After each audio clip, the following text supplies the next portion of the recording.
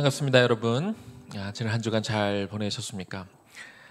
이제 추석 연휴가 얼마 남지 않았죠. 수요일부터 긴 연휴가 시작이 되는데 생각만 해도 벌써 여러분 기분이 좋아지지 않습니까? 네, 저만 그런가요? 네, 오늘 다는 아니지만 그래도 우리 몇 분이 같이 현장에서 예배를 드리고 나니까 같이 예배 드린다는 게 얼마나 좋은 거구나라는 걸 다시 한번 또 느끼게 됩니다. 지금 기대하기는 돌아오는 주일에는 지금 조금씩 이렇게 방역 지침이 조금씩 완화가 되어서 다음 주 또 어떻게 바뀔지 모르겠지만 돌아오는 주에는 다 같이 와서 예배를 드려도 되지 않을까 이렇게 생각이 듭니다. 그래서 일단은 저희가 주중에 또 돌아가는 진행되는 상황들을 보면서 공지를 하겠습니다만 일단은 다음 주가 우리가 시안 예배로 드리게 되는데 일단은 같이 와서 예배를 드려도 된다고 우선은 생각을 하시고 그렇게 마음으로 준비하셨으면 좋겠습니다. 시안 예배 때는 항상 저희가 뭐 현장에 와서 예배를 드리건 혹은 뭐 상황에 따라 온라인으로 예배를 드리건 여러분 그 시안 예배 티셔츠를 입고 같이 예배를 드리면 되겠습니다. 그리고 시안 예배 때 우리가 항상 또 함께 하는 게 있죠. 여러분 첫 주는 벽돌 헌금을 또 우리가 같이 드리게 됩니다. 꼭 기억하셨다가 준비된 마음으로 같이 우리가 벽돌 헌금도 같이 하면 좋겠습니다. 추석 연휴 관계로 우리 지난주 금요일부터 다시 오픈해서 금요 기도회 드리고 있는데 10월 2일 금요 기도회는 없음을 미리 말씀을 드립니다. 한 가지 더 광고 드릴 게 있는데요. 지난 한 6개월 정도를 저희가 개척이 시작된 이후로 재건, 복원, 갱신 이 세 가지 주제를 가지고 계속해서 말씀이 전해졌습니다. 이것이 뭐 우리의 표현은 아니지만 의의 나무가 세워진 나아가야 되는 어떤 방향성에 대해서 우리가 지난 한 6개월 정도 우리가 말씀을 이렇게 나누었는데 오늘 오전에 있는 목회자 회의에서 좀 나누기를 우리가 이 시대에 계속해서 잘 모여서 양육받고 훈련받는 게 좀 어려운 시기잖아요.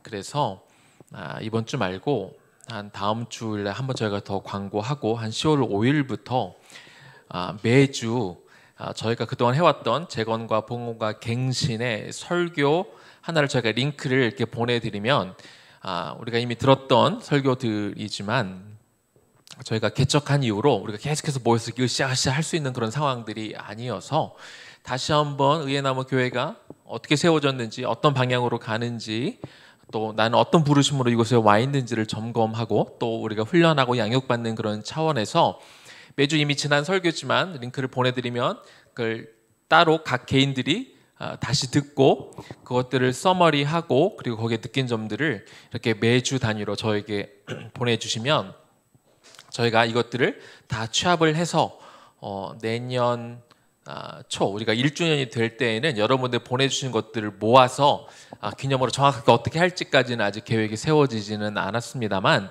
1주년 기념으로 우리의 그 설교한 여러분들이 서머리 하신 것들이 이렇게 모여서 어떤 기념물이 나오지 않을까 이런 생각을 해봅니다. 그래서 다시 한번 우리가 설교를 듣고 다시 한번 우리가 다시 한번 배우고 훈련하고 하는 그런 마음으로 우리가 같이 한다는 거 다음 주가 되면 조금 더 구체적으로 광고를 드리도록 하겠습니다. 기도하겠습니다. 주님, 거룩한 주일 우리가 마음을 모아 다시 또 이곳에 왔습니다. 하나님을 깊이 바라보고 하나님 얼굴을 구하고 선포되어지는 말씀을 사모하며 이 말씀이 우리 삶에 적용되어 우리가 하나님의 말씀대로 살아갈 수 있는 힘을 공급받는 시간이 될 수 있도록 하나님 도와주옵소서. 드려진 예물 위에 하나님 축복하시고 우리 일생 가운데 우리 가지고 있는 모든 것이 언제나 하나님으로부터 왔음을 우리가 잊지 않게 하시고 하나님의 것은 하나님의 때 하나님의 방법으로 기꺼이 언제나 내어드릴 수 있는 단순히 예물뿐만 아니라 우리의 시간과 우리의 몸과 마음과 정성과 우리의 영혼과 필요하면 우리의 생명까지 하나님 앞에 기꺼이 내어드리는 청지기의 삶을 살아가도록 도와주옵소서. 예수님 이름으로 기도 올려드립니다. 아멘. 오늘 시냇가에 심은 나무라라는 주제를 가지고 말씀을 나누도록 하겠습니다.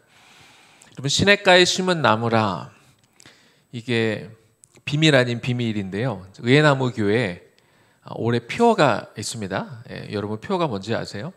시냇가에 심은 나무라가 의회나무의 2020년도의 표어였습니다.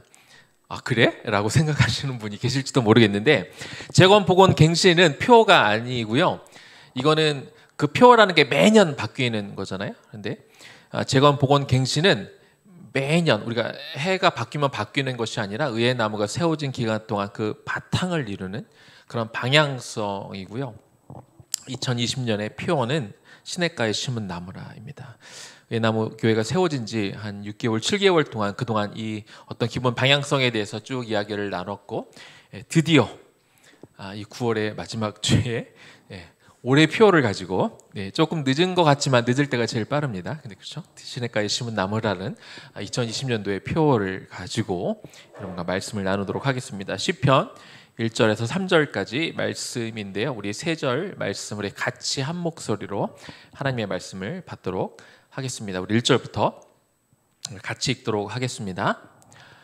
복이 있는 사람은 악인들의 꾀를 따르지 아니하며 죄인들의 길에 서지 아니하며 오만한 자들의 자리에 앉지 아니하고 오직 여호와의 율법을 즐거워하여 그의 율법을 주야로 묵상하는도다. 그는 시냇가에 심은 나무가 철을 따라 열매를 맺으며 그 잎사귀가 마르지 아니함 같으니 그가 하는 모든 일이 다 형통하리로다. 아멘. 우리가 너무나 잘 알고 사랑하고 좋아하는 시편 말씀입니다. 이 말씀 가운데 우리 3절에 시냇가에 심은 나무라라는 그 표어가 들어가 있는 것이죠. 복 있는 자는 시냇가에 심은 나무와 같습니다. 복 있는 사람은 시냇가에 심은 나무와 같습니다. 이 성경의 배경이 되는 이 팔레스타인 지역은 건기와 우기가 뚜렷하게 구분되어지는 그런 지역이죠. 그래서 이 연평균 강우량이 약 600mm 정도인데 건기 때는 비가 안 내리고 우기에만 집중적으로 비가 내립니다. 따라서 팔레스타인 지역에는 그 우기에는 물이 흐르지만 그러나 건기에는 물이 말라버리는 간헐천, 히브리어로는 와디라고 부르는데 이 간헐천이 대부분입니다. 이처럼 물이 늘 사시사철 있는 것이 아니기 때문에 언제나 물이 부족하죠. 그래서 팔레스타인 지역의 나무들은 나무가 작은 나무들이 많습니다. 그리고 작기 때문에 열매도 좀 작고요. 그런 특징이 있습니다. 그런데 예외적으로 시냇가에 심기어진 그런 나무는 크게 자라고 사시사철 푸르는 열매를 많이 맺습니다. 여기에 시냇가에 심은 나무에서 시내에 해당되어지는 히브리어 팔리게 마임이란 단어는요. 팔레스타인 땅에서 흔히 볼 수는 없지만 이것은 어떤 걸 의미하냐면 간헐천이 아니라 물이 늘 있는 곳. 그러니까 이것을 인공적으로 사람이 만들어 놓은 거예요. 그래서 인공적으로 관계 수로를 만들어서 나무에 물이 언제나 공급이 될 수 있는 그런 인공적인 관계 수로가 있는 곳을 말합니다. 그래서 이곳에 이 시냇가에 이 심은 나무, 이 인공적으로 있는 이 곳에 심겨진 나무는 항상 사시사철 물을 공급받을 수 있게 되는 것이죠. 그래서 언제나 열매를 풍성하게 맺을 수 있고 그리고 나무도 크고 늘 푸르름을 유지할 수 있게 됩니다. 시냇물이 이 생명의 근원이 되어주기 때문에 그런 것이죠. 그런데 여기서 시냇가에 심은 나무에서 이 시내가 주는 그 의미도 중요한데 또 한 가지 중요한 단어가 있어요. 그게 뭐냐면 심기어진 나무, 심은 나무. 심은 나무가 한국말로 보면은 그냥 이렇게 여기 심어진 나무인가 보다라고 생각할 수 있지만 그러나 이 원어로 정확하게 보면 이 의미가 매우 달라집니다. 심은 나무는 심기어진 나무로 번역해야 정확합니다. 다시 말하면 시냇가에 심은 나무는 원래 처음부터 거기에 씨를 뿌려서 심기어진 나무가 아니라는 거예요. 어릴 때 묘목이 처음부터 그곳에 심기어서 자란 나무가 아니라 다른 곳에서 자라다가 다시 말하면 그 물이 풍부하지 않은 간헐천, 이 와디 같은 곳에서 원래 심겨져 있던 나무를 늘 언제나 이 인공적으로 만들어 놓은 그 관계 수로가 있는 곳에 옮겨져 심은 나무, 이것이 심은 나무라는 뜻이에요. 그래서 물이 공급이 충분히 받지 못해서 충분히 자라지 못하고 충분히 열매를 맺지 못한 나무를 늘 언제나 물을 공급받을 수 있는 곳으로 옮겨 심어진 나무, 이것이 시냇가에 심은 나무의 원어적인 의미, 이 저자가 표현하고자 하는 그런 의미를 가지고 있습니다. 이 개념은 오늘날 우리에게 너무나 중요한 개념입니다. 요한복음 5장 24절 말씀을 보니까 내가 진실로 진실로 너에게 이르노니 내 말을 듣고 또 나 보내신 이를 믿는 자는 영생을 얻었고 심판에 이르지 아니하나니 사망에서 생명으로 옮겼느니라. 우리 모두는 다 처음에는 죽어가는 나무였어요. 충분히 물을 공급받지 못해서 작고 매번 잎사귀가 쉽게 마르고 크지 못하는 그런 나무였습니다. 설령 겉으로 보기에 잎이 있어 보이고 열매를 맺어 보여도 그러나 실제로는 죽어가는 그런 나무였습니다. 그러나 우리가 예수 그리스도를 믿고 난 이후로 우리는 이제 시냇가로 옮겨 심겨진 그런 나무가 되었습니다. 그 옮겨 심겨진 나무에 만약 우리가 이름을 붙인다면 어떤 이름을 줄 수 있을까요? 너무 잘하는 말씀입니다. 이사야서 61장 3절 말씀을 같이 한번 읽어볼까요? 우리 시온에서 슬퍼하는 자에게 화관을 주어 그 죄를 대신하며 기쁨의 기름으로 그 슬픔을 대신하며 찬송의 옷으로 그 근심을 대신하시고 그들이 의의 나무 곧 여호와께서 심으신 그 영광을 나타낼 자라 일컬음을 받게 하려 하심이라. 우리가 개척 초기에 열심히 우리가 말씀을 들었던 이사야 61장 3절의 말씀에 나온 그대로 의의 나무, 우리에게 삶의 소망이 없고 우리가 죽음의 길로 가고 있었지만 메시아로 오신 예수 그리스도로 말미암아 우리의 죄의 문제가 해결이 되어 우리가 이제는 의롭다 칭함을 받게 되는 의의 나무가 되어 우리가 영원한 생명을 누릴 뿐만 아니라 여호와의 영광을 나타낼 자라 일컬음을 이제 받게 되는 것이죠. 따라서 시편 1편의 이 시냇가에 심은 나무와 그리고 이사야서 61장 3절에 나오는 의의 나무는 이름은 다르지만 사실상 같은 개념의 나무라고 우리가 그렇게 볼 수 있습니다. 그런데 이 이스라엘에 속해 있는 이 팔레스타인 지역에는요, 언제나 물의 공급을 받을 수 있는 그런 시냇가가 많지 않다고 말씀을 드렸는데 대부분 건기에는 물이 말라버리는 간헐천이 대부분이고, 다시 말하면 팔레스타인 지역에 있는 대부분의 나무들은 이 간헐천에 심겨져 있다는 겁니다. 따라서 철따라 열매를 맺으면 좋겠는데 그러나 그런 나무들이 많지 않다는 거예요.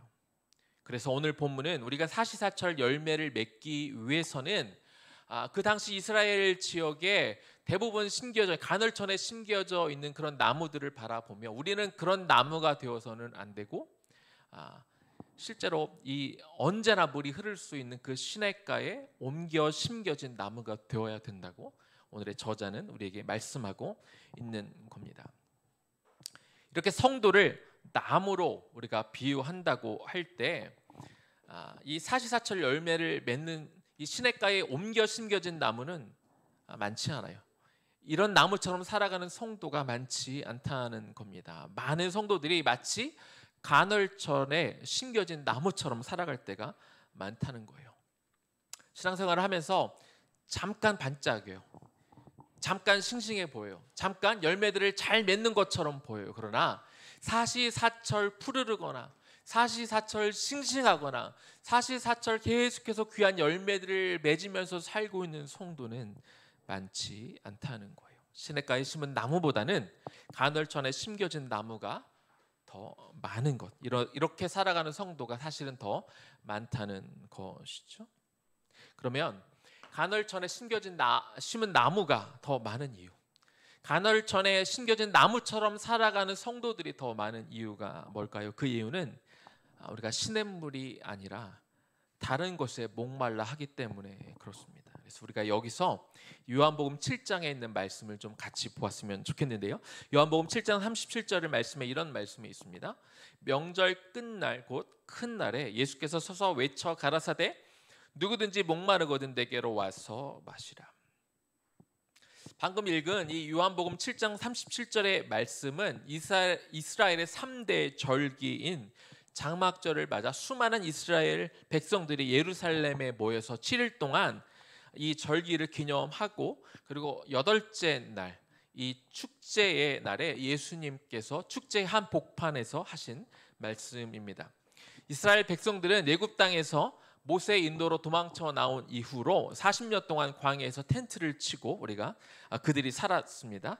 장막절은 그 이스라엘 조상들이 그 광야에서 텐트를 치고 살았던 것을 기념하기 위한 그런 날이죠. 그래서 그들이 일주일간 텐트에 살면서 우리 조상들이 이렇게 출애굽을 했지, 이렇게 광야에서 텐트에서 살았지, 이렇게 기념하는 날입니다.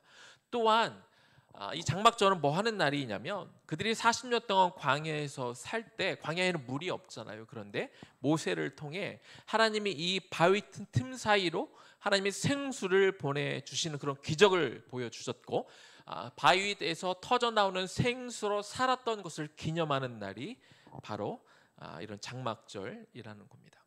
그런데 이것을 기념하는 날에 어떤 일을 하게 되냐면, 대제사장이 첫날에 스가랴 14장 8절 말씀 중에 이 앞부분의 말씀을 읽어요. 그날의 생수가 예루살렘에서 솟아나리라.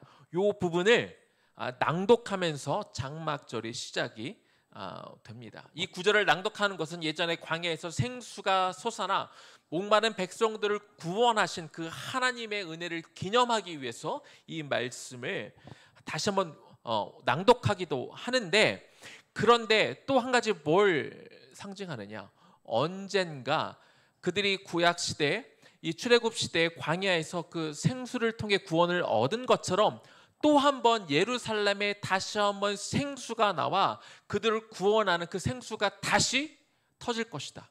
이것을 예언한다는 거죠. 스가랴서에서 예언한 이 말씀을 낭독하면서 언젠가 또 다른 생수가 솟아날 것을 그들이 기대했다는 겁니다. 그리고 장막절 일주일 내내 대제사장이 제단에다가 제물을 올려놓으면요, 근처에 있는 실로암 연못에 가서 물을 떠와서 제단 주위를 7바퀴를 돕니다. 그리고 7바퀴를 돈 후에 제단 위에 그 물을 이렇게 쏟아붓는 의식을 치르게 돼요.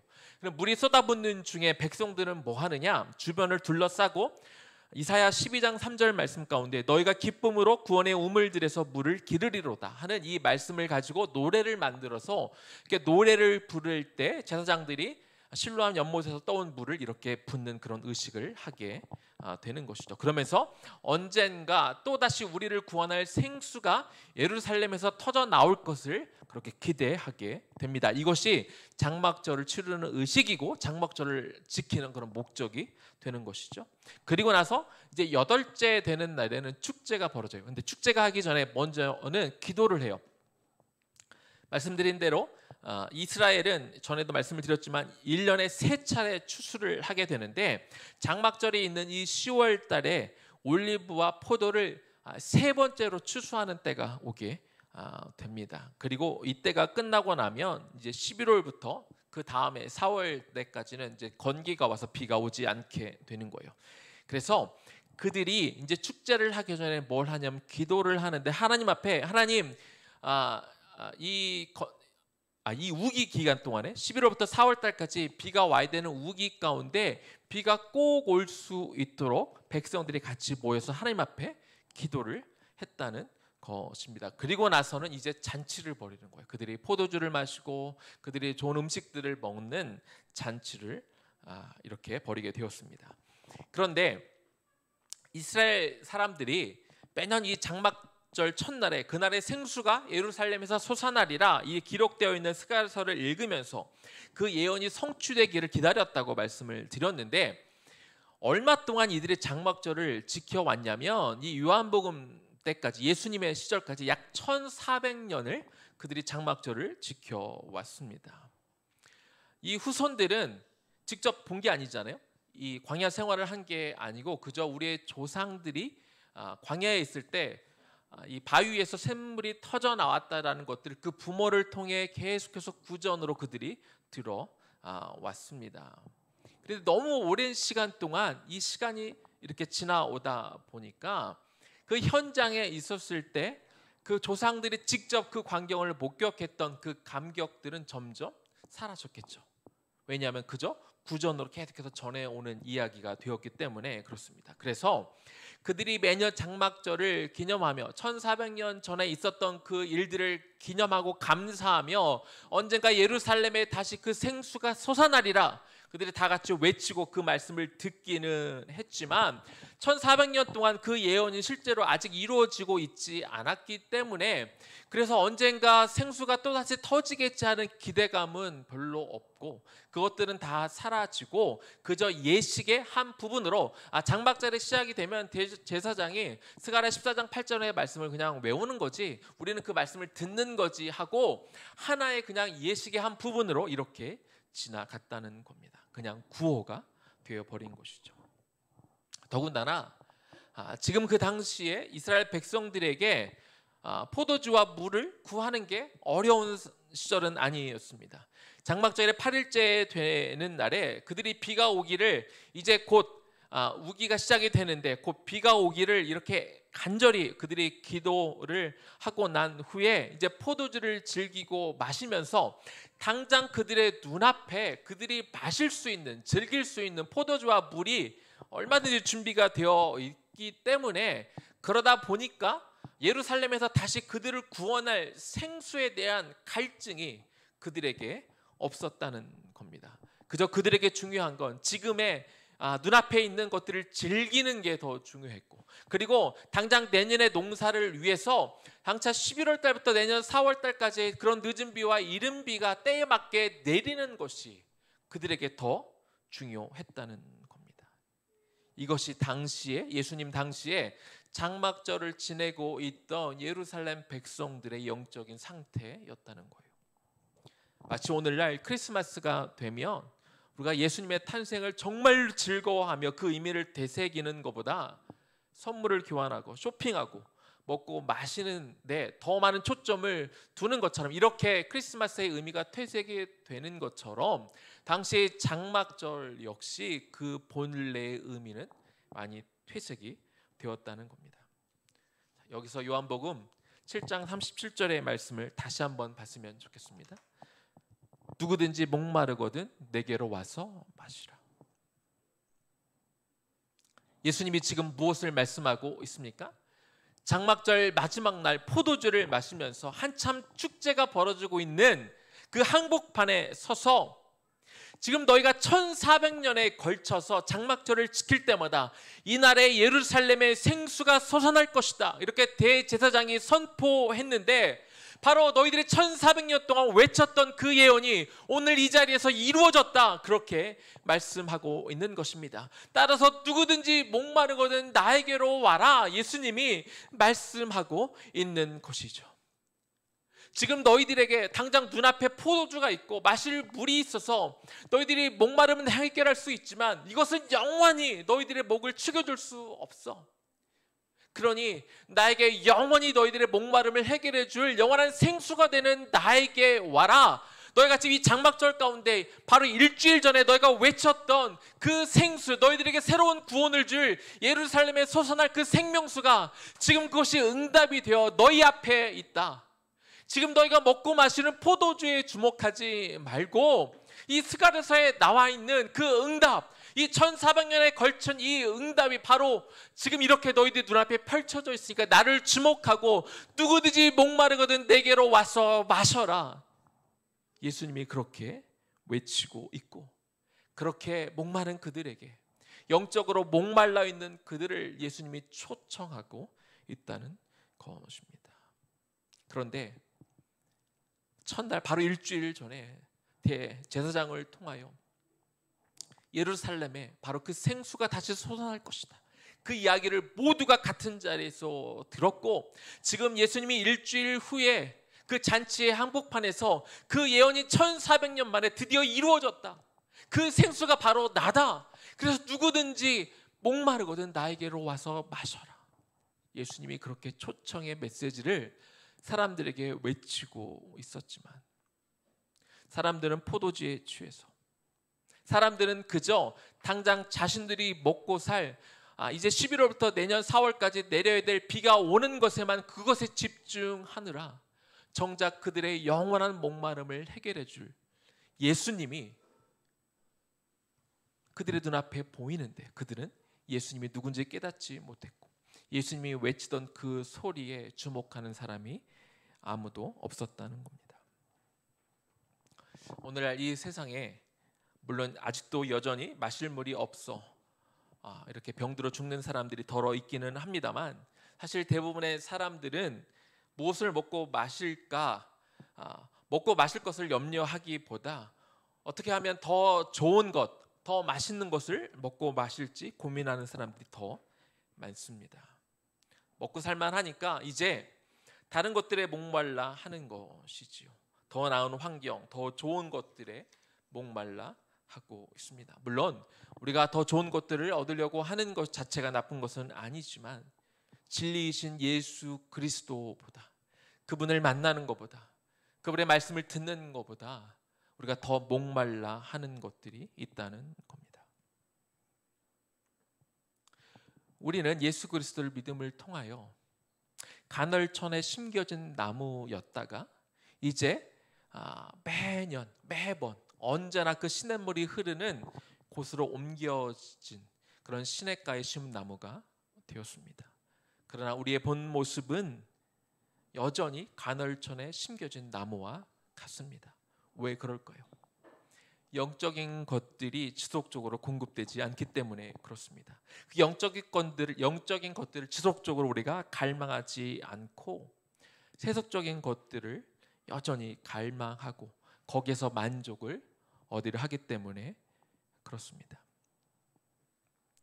여러분은 시냇가로 옮겨진 나무가 되어 사시사철 그 시냇물을 공급받고 있습니까? 그러면 이 시냇가에 옮겨 심겨진 나무에게 공급되는 시냇물은 무엇을 의미할까요? 이 3절에 시냇가에 심은 나무와 같은 의미로 사용되어지는 같은 단어가 1절에 기록이 되어 있습니다. 그것은 바로 복 있는 사람입니다. 복 있는 사람은 악인들의 꾀를 따르지 않고 죄인들의 길에 서지 않으며 오만한 자의 자리에 앉지 않습니다. 그 복 있는 사람들이 악인들의 꾀를 따르지 않고 죄인들의 길에 서지 않으며 오만한 자리에 앉지 않을 수 있는 힘은 어디에서 나오느냐? 바로 2절에서 나오죠. 오직 여호와의 율법을 즐거워하고 주야로 그 율법을 묵상하기 때문에 그들이 복 있는 사람이 되는 것입니다.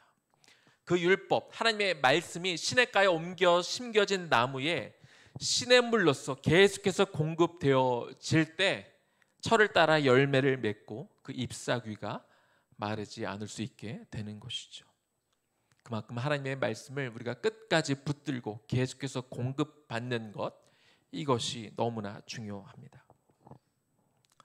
지난 2주 동안 신앙의 갱신이란 주제로 말씀을 나누면서 하나님의 말씀을 평신도들이 읽게 하기 위해서 당시에 성경이 라틴어로만 쓰여져 있고 사제가 라틴어로 읽어주기만 했었다고 말씀을 드렸습니다.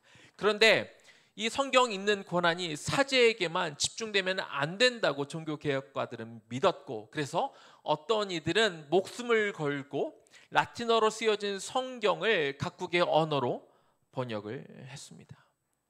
또한 하나님 앞에 나아가기 위해서 죄사함을 얻기 위해서 사제를 통하거나 혹은 기도하기 위해서 마리아를 통해 기도하는 것이 잘못되어졌다고 그들이 말하면서 이제 예수 그리스도가 하나님과 사람 사이에 있던 그 모든 벽들을 다 허물었기 때문에 우리가 이제 담대하게 하나님의 임재와 보좌 가운데 나아갈 수 있다고 종교개혁가들은 그렇게 말했습니다. 이것이 종교개혁의 정신이었고 이것이 우리의 신앙을 갱신하는 중요한 지침이라고 지난 2주에 걸쳐서 말씀을 드렸습니다.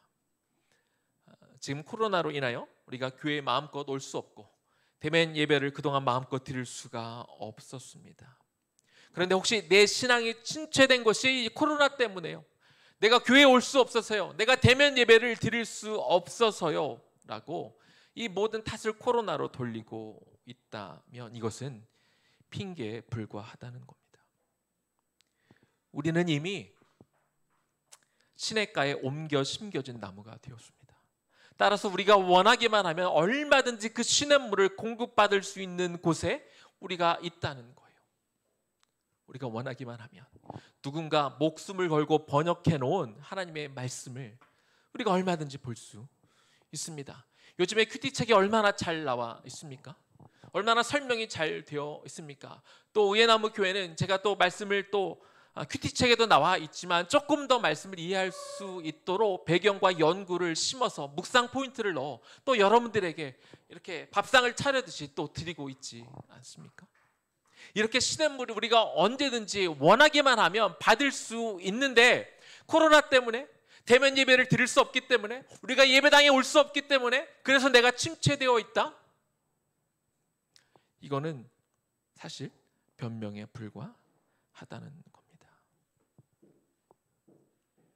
사실은 내가 언제나 받을 수 있는 이 시냇물 대신 내가 갈급하고 내가 원하는 것이 다른 곳에 있기 때문이라고. 그래서 우리가 사시사철 열매를 맺을 수 없고 그래서 우리가 잎사귀가 때로 메마른 것이 아닐까요? 이제 말씀을 마무리하겠습니다. 경기도 양평에 가면 천연기념물로 지정되어 있는 은행나무가 하나 있습니다. 그 나무의 나이는 한 1100년 정도 된다고 해요. 나무의 나이가 1100살인 거죠. 그 나무의 높이는 50m 정도 되고요. 그 둘레는 14m 정도 된다고 합니다. 그런데 이 1100년 된 나무가 지금도 매년 거기에 은행나무라고 말씀드렸잖아요. 그래서 은행이 생산이 되는데 12가마니 정도의 은행을 지금도 매년 생산한다고 합니다. 그런데 제가 이 기사를 찾아서 이렇게 보니까 그 나무 주변에 이제 시내가 흐르는데 하루에 이걸 어떻게 조사했는지 모르겠는데 하루에 그 은행나무가 이 뿌리를 통해 흡수하는 물의 양이 얼마 정도 될 것 같으세요? 제가 기사를 보다가 너무 깜짝 놀랐어요. 무려 하루에 한 달도 아니고 1년도 아니고 하루에 1600리터의 물을 뿌리가 이렇게 그 물을 공급을 받는다는 거예요. 그러니까 1100년이나 되는 그 나이 많은 이 고목도 여전히 1년에 12가마니의 은행나무 열매를 지금도 맺고 있는 것이죠. 사랑하는 여러분, 저와 여러분은 이미 시냇가로 옮겨 심어진 나무예요. 우리는 더 이상 간헐천에 심겨진 나무가 아니에요. 우리는 더 이상 목말라 애타게 물을 간절히 찾아야 되는 그런 나무가 아니라는 거죠. 우리는 이미 옮겨져 있어요.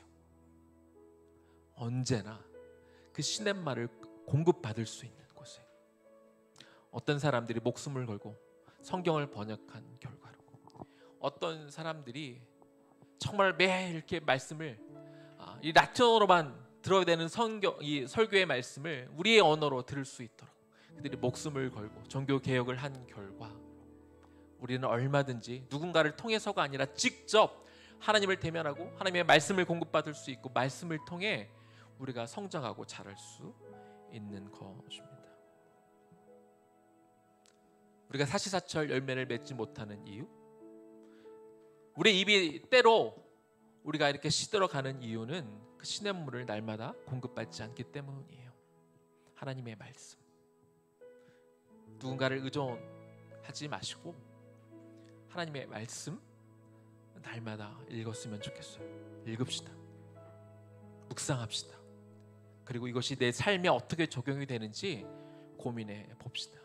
우리가 매일 밥을 먹는 것 그 이상으로 말씀을 먹는 것을 중요하게 여겼으면 좋겠어요. 그래야 그렇게 될 때 우리가 사시사철을 푸르를 수 있고 사시사철 열매를 맺을 수 있고 사시사철 우리의 잎사귀가 마르지 않게 되는 것이죠.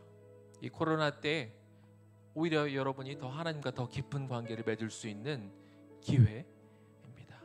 그렇게 시냇가에 심은 나무가 되어 늘 푸르름을 자랑할 수 있는 사시사철 푸른 의의 나무로 바로 서는 저와 여러분 되기를 주님의 이름으로 간절히 축원합니다.